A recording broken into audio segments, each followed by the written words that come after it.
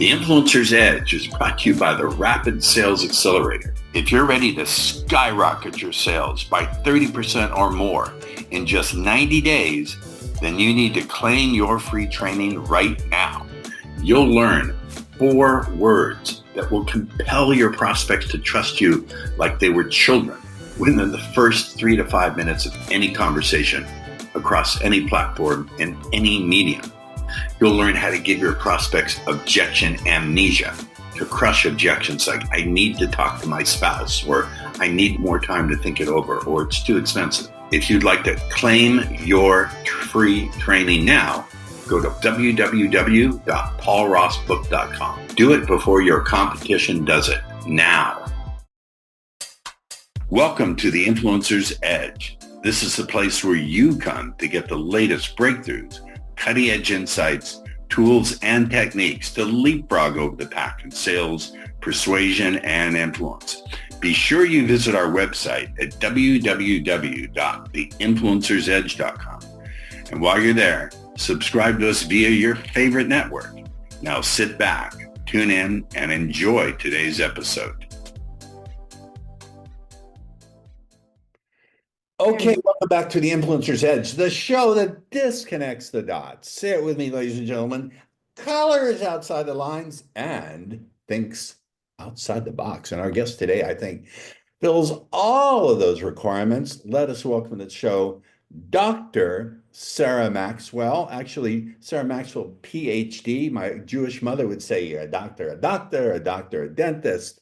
You have a doctorate in organizational psychology. So first of all, for those of us who are rapidly disorganized, I don't know if you could help me being a high creative. I know many people who are members of our audience are visionaries and high creatives. What is organizational psychology? You're not a therapist, I hope. You hope. No, I am not a therapist. Some organizational psychologists are, but I'm not. I don't know if I can help you, Paul, but I can tell you what organizational psychologists do in general. We do a lot of things, but if we start with that, psychology is the study of human behavior, how people think, feel, and act and show up in their everyday world. We take all of that as a science, what we know about it, what we've researched, what we've studied, what we've learned from it, and we put it into the workplace. So humans within organizations, generally, we work in places where people work. So we apply what we know about human behavior to topics such as motivation, what motivates people to work in certain ways, communication, leadership, entrepreneurship, innovation, all of these fun applied topics, diversity, equity, inclusion, group dynamics, team building, all that stuff and more is included in what organizational psychologists study. Fascinating. Okay. I have a question for you. Sure. You mentioned many different terms. You mentioned the term leadership. Mm-hmm. And I know many of the people watching this show are CEOs, and et cetera, et cetera. So my question for you is, what does leadership exactly mean? And do you really believe that everyone can, I want to push back in advance because I know you deal with people and teach them the skill of leadership. What do you mean by leadership? And is there really a leader in everybody? Aren't some people just sheep? Well, I would start by asking this counter question. Does every person make decisions every day? Yes, for sure. Okay. That right there, then you are leading your own life, whether you take responsibility for it or not. You make decisions about how you show up, what you do, how you interact with other people, what you choose, what you don't choose. You make decisions. So you actually are leading your own life down a path, whether you're conscious of it or not. And yes, there are many, many people in organizations, whether they're in positions of leadership, meaning that they have been given a certain level, degree of decision-making authority and accountability. Whether or not they have that level of authority and responsibility, anyone can be a leader. Absolutely. Even if they're leading a project, if they're leading a program, if they are just leading by example, how they want to encourage other people to interact and to think and to maneuver and to adjust and to respond Ooh. in this Whoa, whoa, whoa, whoa, ever-changing, whoa, whoa, whoa. crazy world. You dropped a fascinating word, maneuver. Sounds like Ah. manipulation to me. What do you mean by maneuver? I love the, Oh, did you say it sounds like manipulation? yeah, not that I have Ah, anything against manipulation, but what do you mean by maneuver? yeah. So I think some might say there's a fine line there, but for me, I don't see it as a fine line.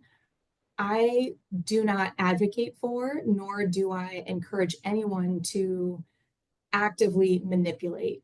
What I work towards is helping people to understand how to make choices from a place of awareness, awareness of what's motivating me, what's motivating others, what Fantastic. might be the potential impact of any particular choice that I make, and then consider the ripple effects out throughout the organization. So there are plenty of people who do, in fact, lead through manipulation, trying to get what they want, trying to mm, manage other people's emotions, manage the situation, manage the resources, specifically to work in their benefit. That's not necessarily a good or bad thing. It's not necessarily a judgment, but that's not how I work with people. And that's not how I think about leadership. So the maneuvering that I'm talking about is we need to maneuver ourselves. We cannot be stagnant, right? We are moving through our life one way or another, and other people are involved in that maneuvering. And there are infinite choices that we could make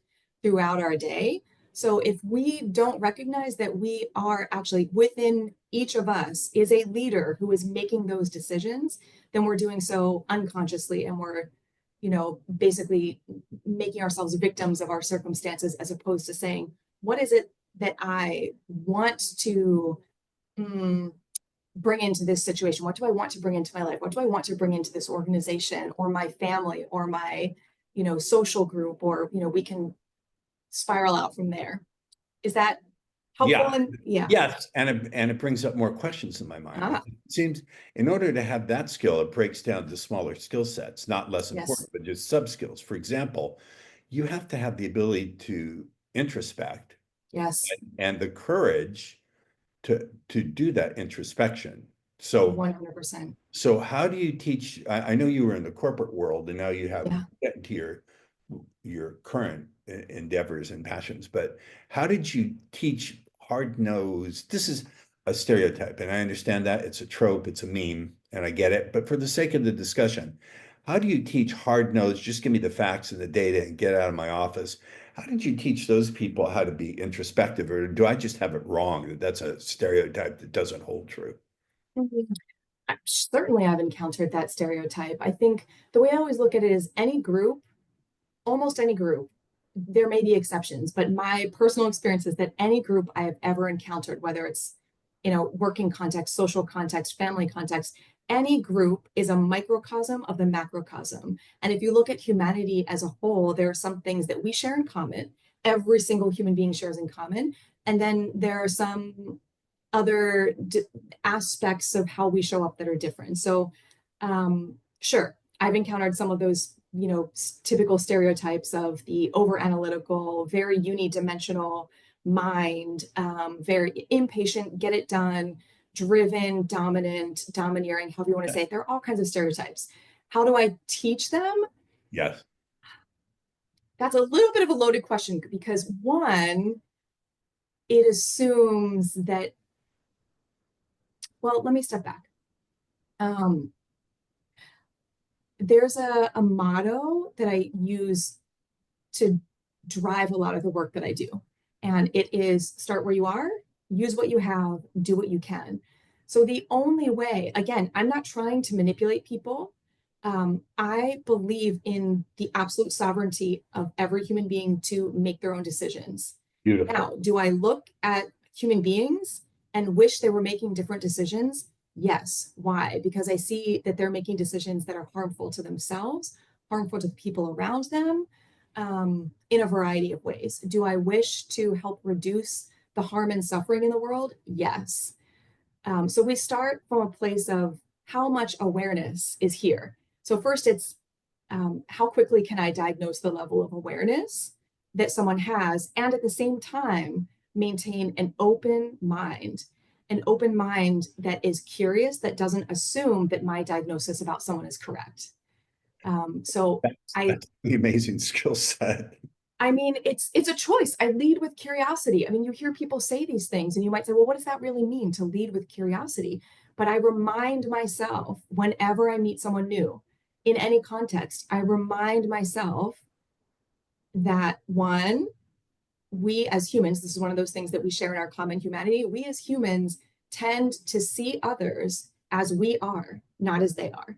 We see the world as we are inside. So Brilliant. I remind myself of that over and over again.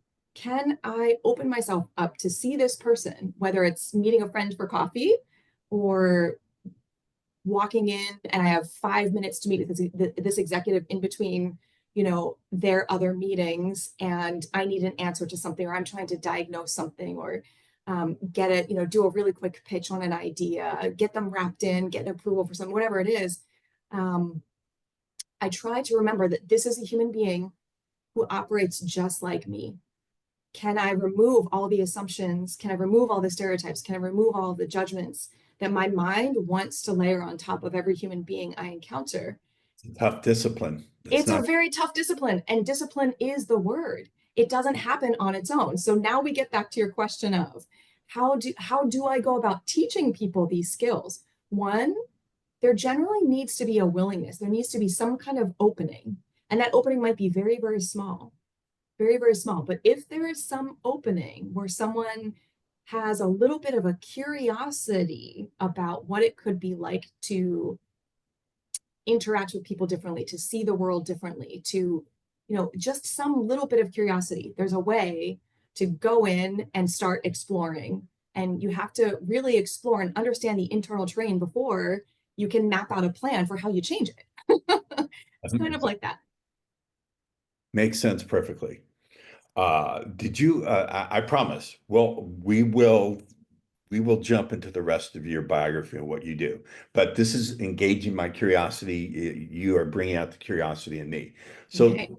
so this courage to introspect and this viewpoint that you've taken, did you always have it or did you learn it?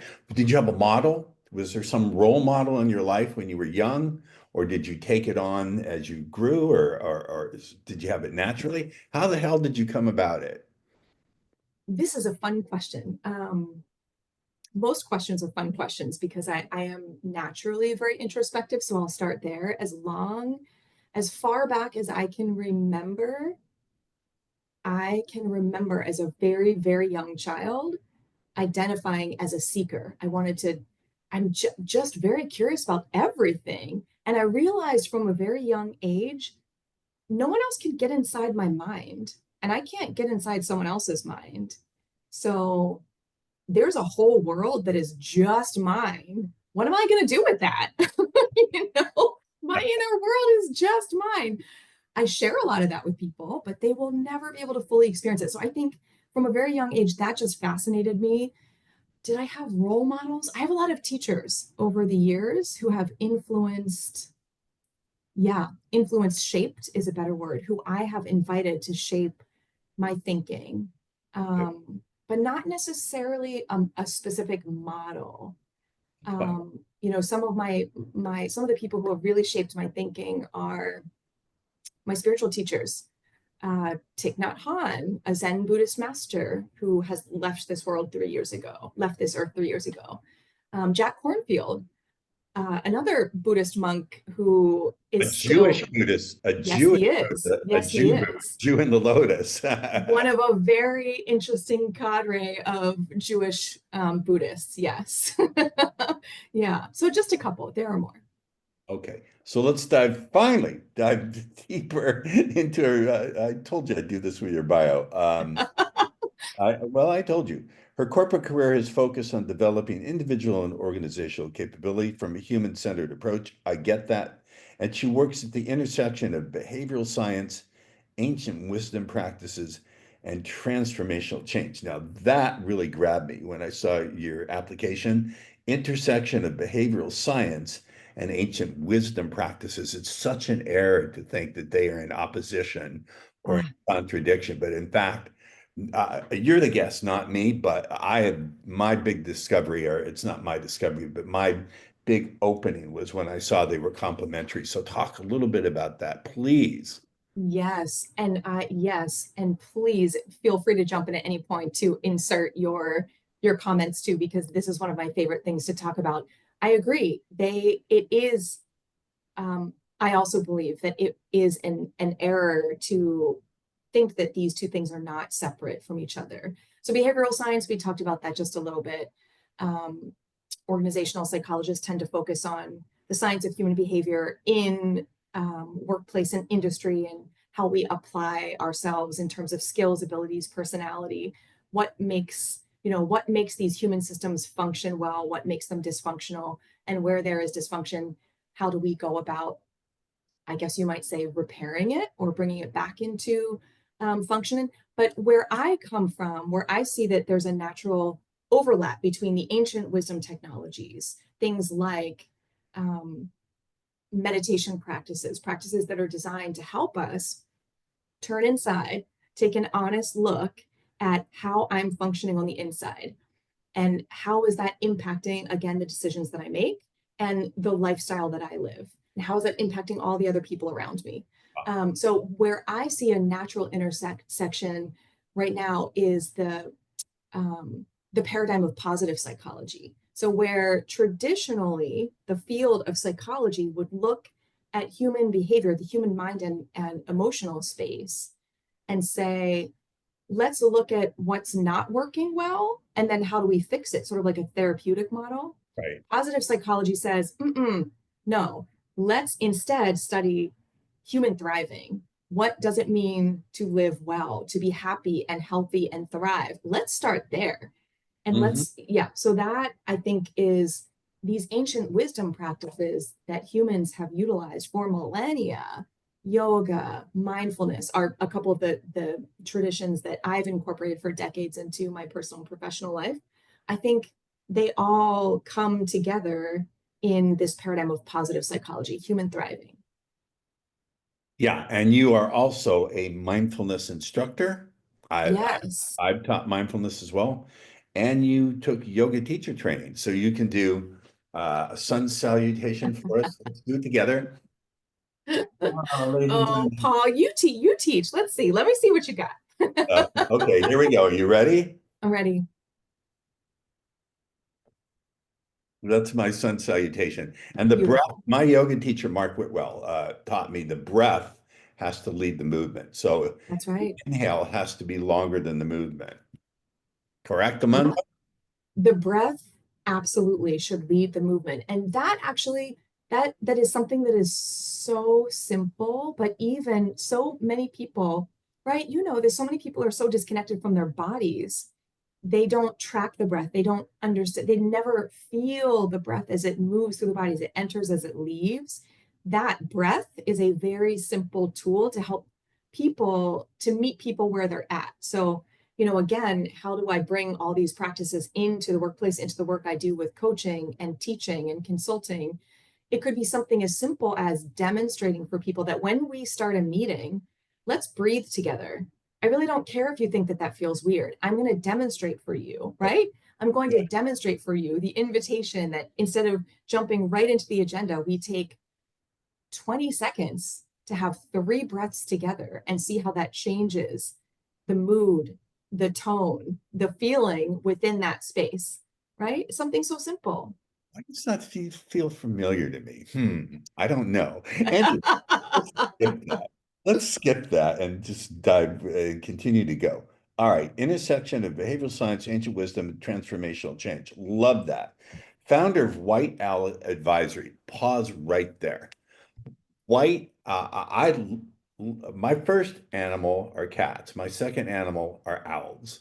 I love owls. I've always been fascinated by owls because they can turn their head almost like that girl in The Exorcist, and their vision is absolutely extraordinary. So how'd you come up with that name and what personal significance? How does it touch you in your mission? Mm, many ways. How deep do you want to go with this answer? Let's see. We have Sarah Maxwell, PhD. You're an amazing guest, so we have all the time you want. You just fire. Okay. You know, I canceled my bowling lesson for you. wow, then let's get into it. Okay. Oh, there's a lot here. I will start by saying, so I've had a special relationship with owls for many years. And the first owls started coming to me in real life owls in very dramatic ways, starting in 2015 when I was attending. So I completed my mindfulness teacher training through UCSD, University of California, San Diego. The medical school has an integrative medicine center, and part of that is the UCSD Center for Mindfulness. And they have a professional training institute, one of only two or three professional training institutes for programs like this in the US. And it was a 1 week residential training for this program called Mindfulness Based Stress Reduction, MBSR. Um, and we were in silence. It was a little bit odd because we were in silence most of the day. We were in the dormitories where we stayed. We all had roommates. So my roommate, my female roommate, and I had not even met. And because I arrived a little bit late to registration, and they'd already put us into silence. They only took us out of silence when we were doing activities where we needed to speak with each other in practice. But during meals, during bed, during back in your room, you're in silence, no communication. And that was, again, to foster this is about turning inside, because when you teach meditation, you teach from what you're experiencing inside. So one morning, the bell goes off at like 5 a.m. We're supposed to meet at 5:30 for morning meditation.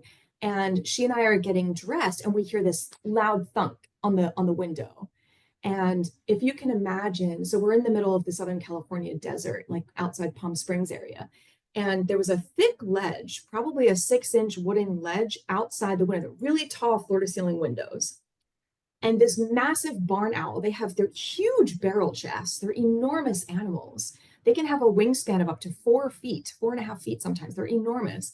This huge animal had come to the window, not by accident, on purpose, and it had its talons like hooked onto the ledge. It had spread its wings out to push its barrel chest against the window to keep itself from falling back. Wow. And I looked up, and it was looking directly into my eyes, directly into my eyes. And even though we weren't supposed to speak, it was so mystical and so magnificent. I literally said out loud, "What message do you have for me?" Because I've known for a long time through various, wisdom traditions, the ancient land keepers of different indigenous peoples around the world have viewed owls as a symbol of insight, wisdom, truth telling, inspiration, connection to the divine, however you want to name that, connection to the divine. So this was truly a mystical experience. This owl came to talk to me, and that was very dramatic. That's just one example and kind of a long story, but what it did was it told me, the work that you're doing here, Sarah, this is important. Pay attention. Pay attention. Keep your eyes open. This is important. And whenever owls come to me, it's often in very dramatic fashion. And I always ask, what message do you have for me? They're not communicating with me. My heart is communicating with me the answer. The owl is just a visual symbol in this world to come and tell me, pay attention. There's something really important happening here, Sarah. So there are more stories like that, but that's just when it starts like that, how can you not have a special I don't think that you could ignore it. I think that's yeah, beautiful story. Let's keep going. yeah. Um, People are drawn to Sarah's warm and welcoming nature. I don't know where they get that illusion. No, Paul. nature, wise perspective, calming energy. Definitely, I feel that ability to hold safe space for inner exploration. I get that. You completed your yoga teacher certification in 2009, mindfulness teacher training 2016, and your doctorate in 2020. I have PhDs in my family. That's a hell of a process. You have to defend your thesis, your dissertation. Yeah. We don't have to Yeah. get into that too long, but as an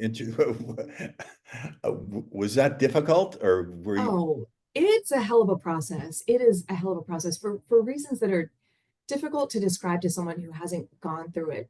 But mainly it's a very lonesome process. It is one of the biggest projects you'll ever, well, I was going to say one of the biggest professional projects you'll ever manage on your own in your career, but for many people, that's not the case. For many people, they've gone. Anyway, it is a lengthy process. You're working with a team of people, they're called your committee, and their job is to help shape your research to ensure that you are shaping your mind as a researcher in all ways appropriately, that you become sharp, that you stay curious, that you are utilizing all the skills that you have learned throughout your doctoral program for the, all the 6 years of coursework that went into it, that you can apply all of that.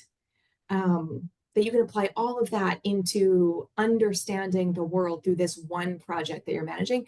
And then, you know what was weird, Paul, at the end? So it was 2020, where uh, I actually defended my dissertation on election day 2020. Oh God. Oh, yeah. Can you even imagine? Oh, That was the day that they chose, that my committee chose. I thought, are you kidding me? We have a lot more important things to be thinking about right now than this. But it just, yeah, it's a very lonesome process. It's it requires you to really dig deep into the reserves of sounds fortitude like a within spiritual yourself. journey. The It spiritual journey is. can be very lonesome, and you have to Yeah. dig deep. That was a hell of a spiritual journey for you, Dr. Sarah Yeah. Maxwell, PhD. It was. It Okay. was. Okay, I get it. Sarah believes the next frontier of human discovery is conscious evolution, um, and she envisions a world that elevates the inner leader within each of us. Beautiful vision. I share that. The inner landscape is vast. The inner landscape is vast, uncharted territory for most people. Most people are. I think it was Gurdjieff. I don't know if you're familiar with Gurdjieff, the mystic. He said most people are sleepwalking in their lives, Yes. and it's our job to assist them in awakening. Sarah sees herself as a gifted tour guide. I can see that, living her higher purpose. Let's talk about that term, higher purpose. Again, Mhm. that is a trope. Like I'm not. This is not a Mhm. It is. dig on you. It's sort of like when people use the word synergy or synchronicity. It's cringe to me. So what do you mean by that term? Well, I'm curious, what makes you cringe about it? Is it the overuse or It's misuse? overuse, but also it's ill-defined. I'm someone, if you were to get to know me on a personal level, you would see I like clear definitions for things. I'm Mhm. very much into clarity. So Mm. you're interviewing me. That's a thing. Good for you. You're turning the table. Um, it just seems to me to be ill-defined. So what do you mean? Oh, that so it's very helpful in how I answer understanding that because I most of my life, Paul, I have been someone who, I mean, if you're going to pursue a doctorate, you clearly have some intellectual capital that you enjoy playing in that space, right? Like nobody does it if they don't enjoy thinking a lot because you have to apply a lot of disciplined thinking and put that into action. But the way I've navigated most of my decision making is through analysis, purely analysis.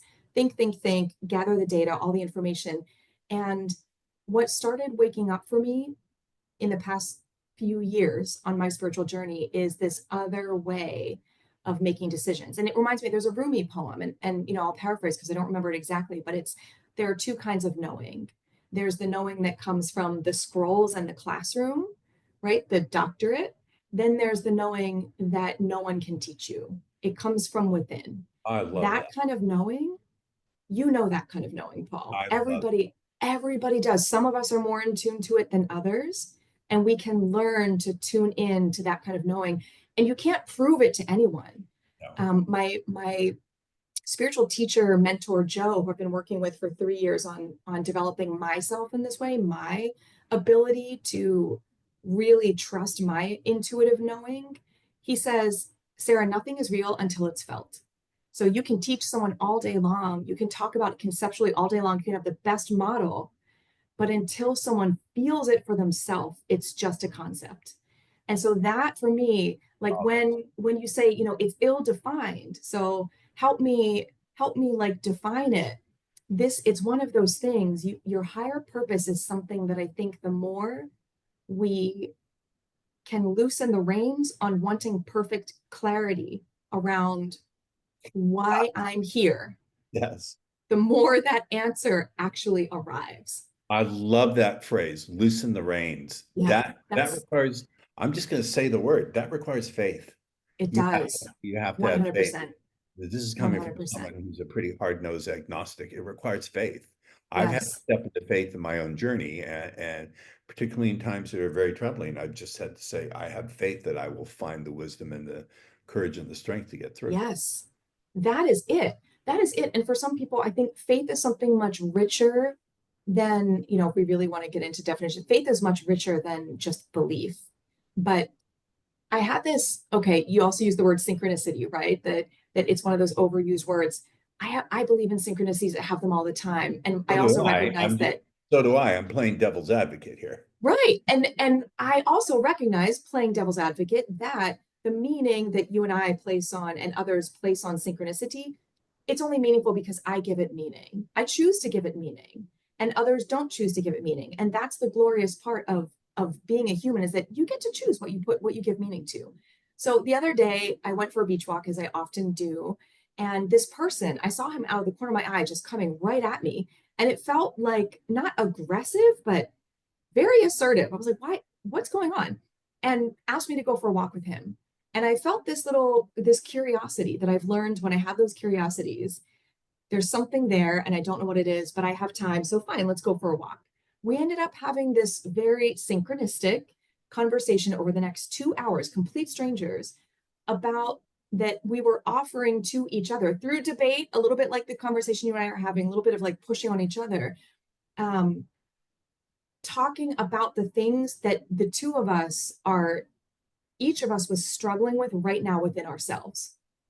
So, sure, you could say that's pure coincidence that this person happened to show up, happened to have the message for me that was talking directly to what I was struggling with inside my heart. But I give it the meaning that there are other forces in this world that want to help us succeed, and that lives inside of me. And he said this one thing to me, Paul. He said, Sarah, you have to believe in yourself, because if you don't believe in yourself, no one else will. Very simple, right? But that's been sitting with me. It's really been sitting with me. And that, I think, for people who say, I don't have any faith, completely agnostic, faith is not a word that's in my vocabulary, I would invite those people to consider that there's this question: do you have faith in yourself? Do you believe in yourself? You can start there, because from within, from somewhere deep inside, is where those answers come from. Yeah. I agree. For some reason, this quote is coming up for me. It's from one of my favorite books. I don't know if you're familiar with it, The Little Prince. Do you know that book? Yeah, but I haven't read it in so long. Oh my God, I think it's in there. What is essential is invisible to the eye. That's one of my favorite all-time beautiful quotes that I remind myself of. Love it. Essential Yeah, is see, you've got your guiding principles too. okay. Entrepreneurship is not for the faint of heart. That's absolutely true. Um, Talk to us about your journey and how you've handled the ups and downs, because I know I'm an entrepreneur. It is not for people who want certainty. If you want certainty, get out of entrepreneurship. And I know many of the audience watching and or listening are entrepreneurs or business owners, and they know that you have to accept uncertainty. So tell us about that journey for you. Ooh, oh gosh. I think there are maybe two tracks. I'll start with one, tying it back actually to the higher purpose question that I don't think I actually answered, because we went on to something related to it. But for me, so when I launched, I feel a sense of what my higher purpose is, meaning what is it? I believe that every person has their own special, unique gifts in this world, whether you're aware of it or not. That is your choice to help uncover that for yourself, should you choose. And then what you do with it is also your choice. For some people, they put it into their work. For some people, they make it entirely about how they earn a living in this material world. For some people, it's something they do on the side for joy. Um, my higher purpose is to help raise awareness. As you said, many humans are sleepwalking, and I want to help raise awareness within human beings. That starts with turning inside. So for many, many years, that has been a little bit of a side pursuit. I sprinkle it in wherever I can. In everyday interactions, I can choose to model that or invite that. But in terms of deciding, okay, maybe I don't want to be an internal consultant anymore, working, for other people within organizations. What would it look like for me to start my own boutique coaching, leadership coaching, consulting practice? Let's give that a shot. I will tell you that the one of the largest struggles for me is knowing, one, trusting in the right effort and right timing of things, um, Very true. and knowing how to trust that path. Because sort of what I did was I had this sense of vision and a lot of momentum and energy that pushed me to say, launch it now. And so I launched this thing and I did a little bit of marketing. And then I realized, oh my gosh, I'm in the place that a lot of entrepreneurs find themselves in, which is I don't have money to pay the bills. Literally, this is the reality that we face. I know y'all have been here. And so the choice that, we have to be able to pivot and make choices, and we all get to choose, but be aware of what's motivating your decisions. And for me, I firmly believe that the way that anything begins matters. The energy that we put into something matters. And if I'm approaching my higher purpose work, which is what I want my coaching and consulting work to be, if I approach that from a place of I can barely take care of myself, I'm in this sort of, what happens next fear-based mentality. That is not the energy from which to build a strong platform. So I backed off of that for a while. To me, that was a wise choice. Many people, some of my closest friends, don't understand that. They look at it and say, you have to just go for it. You've got to get out there. You've got to make a name for yourself. That's one way to do it. But for me, it's a choice. I can lean into my higher purpose work. I can try to make that work something that is my source of income in the right timing. And then there are other ways that I can take care of myself physically so that the best of my energy, my trust, my faith, my beauty, my love, my joy, my peace, all of that can go into my purpose work. I love this. I love it because it's contrarian, and we want. I'm serious. I remember I said, disconnect the dots, color outside the Yeah, lines, think outside yeah, the box, and yeah. you're absolutely doing all of that, but you're doing it in a way that is very poetic. As you express, well, the word that resonates with me is wisdom and poet. You have a lot of a poet inside of you. I don't know if Thank that you. resonates with you or not, but are you, whether you've written poetry or not, there's a bit of a poet. I don't know if you believe in past lives, but if you do, you were a poet in a past life. I will take it, Paul. Thank you. Yes, I do believe in past lives. I'm familiar with some of my past lives. It's very, very informative for those who are interested Why? and curious. You can do a regression session, and the whole point of it is to receive some information, again, from that internal place. That's you're talking to yourself from that internal place that will guide you. Like, what are you carrying inside of you that you're not aware of? Informed by past experiences that your soul has been through, or you have been through. What are you carrying with you that needs to be let go? There I is think that, so much of this journey of entrepreneurship is learning to let go and pivot what needs to be let go. if we ever get a chance to talk in person, I remember two of them, and in one of them, I was a facilitator that helped people cross over to the other side involuntarily. I was not a Wow. nice person. Wow. Wow. Wow. Wow. Okay. I'm revealing this on the influencers as people already know I'm a weirdo. My audience, weird. You're bringing out some of the weirder in me. I Okay, mean, great. Bring great. it. I think that's fantastic. Uh, so let's see. Why am I not finding what I want to find? Entrepreneur's not for the faint of heart. White Out Advisory. Oh, okay. So you spent 25 years in the corporate world across several industries and companies. Did you have a moment where you said, "This is killing my soul. I can't do this anymore"? Did you get bored? I think I got a hit there. What happened and led to that choice? Yeah. Oh, well, before I Um, ask why, I'm interested in the why, but I like to know people's process. So was it a slow, like, okay, or was it suddenly one day something hit you, said, "I'm out of here"? Which was it? it was both. Oh, okay. All right. It was both. You know what? But let me say this. I chose organizational psychology because I think this is fun stuff.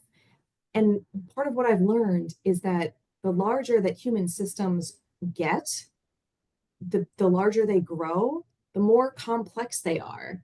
And what they end up doing is just forming these like subsections that are their own little systems, their own little cultures, and somehow it all fits together into the big machine that is the organization. I think that stuff is fun. I don't know what it is. I just, knowing that every single human being on this planet right now who is living or whoever has lived in the past or whoever will live in the future is going to be completely unique. There will never be another you, there will never be another me. That makes me infinitely curious about the ways in which we come together for any purpose. So, that being said, I chose to spend 25 years in the corporate environment because this is my You field. don't look old enough, if I can throw in a compliment. You don't look old enough to have Thank you. spent 25 years in doing anything, dear.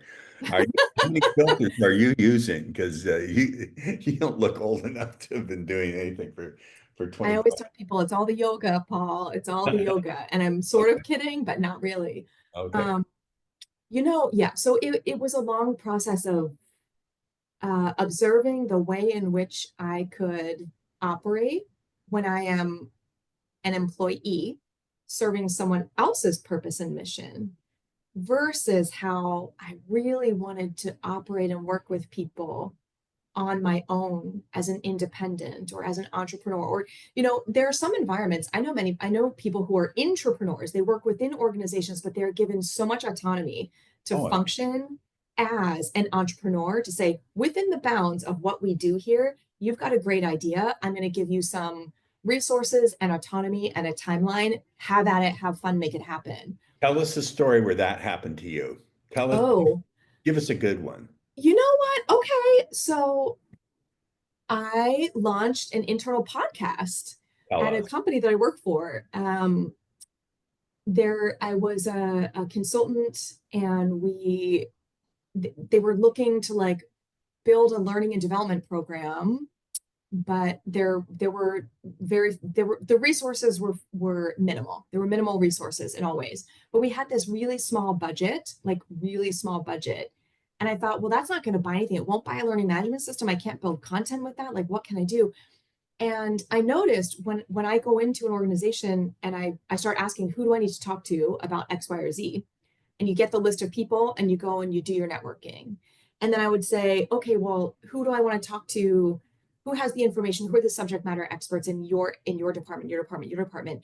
And they would name all these subject matter experts. And I thought, wait a second, if I'm going to go and have all these individual conversations just to gather the information to try to figure out how to feed it back to the company, why don't I just record those conversations? This sounds fun. So I pitched it to the organization. I said, look, I've got a friend who helps, part of his business is he helps other people launch podcasts. I think we spent a really small amount of money, like $5,000. He worked with me for 2 months. I knew nothing. He showed me the software. He showed me how to do editing. I did all the production myself. We had a little recording studio.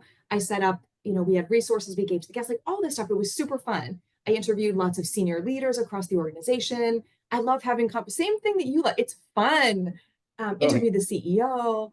So that was a moment of like entrepreneurship. This is something I want to do. I know that it's the most effective use of the limited resources we have to feed learning back to the organization, and I'll enjoy it the most. So let's do it. So that was your really fun. family this smart. I just have to interrupt. First of all, have you had your IQ tested? Because you've got it way high Not in up. a while, but yes. But like, okay, blink if it's over 140. I'm not going to answer these questions, Okay, Paul. all right. Okay. All right, all right. That's a yes. That's fine. That's fine. I'm just curious. Go ahead with your story. I'm being a little bit interruptive. I'm sorry. No, it's fun. So what it comes down to is the consultant that I brought in was also a friend of mine who now has one of the most successful podcasts in the health and wellness, sector. But at the time, he was just starting out, and he observed me, in my space. He would come on site and he would observe me in the recording studio, and he taught me how to use my voice, all these great things. And he said, "Sarah, what are you doing here? Like, why are you within these walls? There is so much energy in you." I'm paraphrasing because I don't remember exactly how he framed it. He was like, "You don't belong here. I think it's squashing your soul. You have so much energy, and I give you ideas, and your answer to me is, I'm not allowed to do this that way, or I can't do this, or I can't do that." He's like, "There's so much you can't do that your soul wants to do." And I remember at the time, I rubbed up against it a little bit. This was going back a few years. I rubbed up against it because the things that irritate us are informative. It's rubbing up against Oh, something, gold, gold, gold. right? Say it again. The things that irritate us are informative. I must be Anything. informing you a lot because I'm irritating you right now. No, actually, it's not irritating me. Okay. I would probably tell you if it was I'm irritating. sure you. I think that's one thing that I'm trying to, no, not trying. I am leaning into modeling more in my dialogue with people is being direct and honest with as much kindness as possible.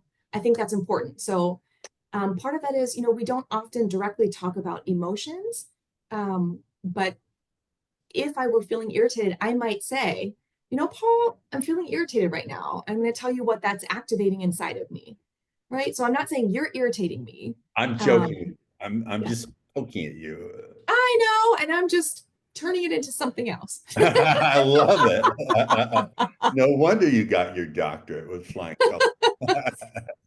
All right, we have actually, whoa. Do you know we actually did an hour? Normally the podcasts go a half an hour. This flew, Oh my gosh. what flew Wow. by. Okay, two questions. Will you grace us and come back on the show again? Because this has Oh, I been would love a that. fabulous interview. I would Second, love I know our audience wants to stay in the conversation with you. If you don't stay in the conversation with her, you're self-sabotaging and or foolish because she's smart. I'm willing to bet her IQ almost matches mine. IQ isn't everything. I think emotional intelligence and social intelligence is far more important. I know people who test Oh, well, but their lives are a disaster. All right, so Sarah, Dr. Sarah Maxwell, PhD.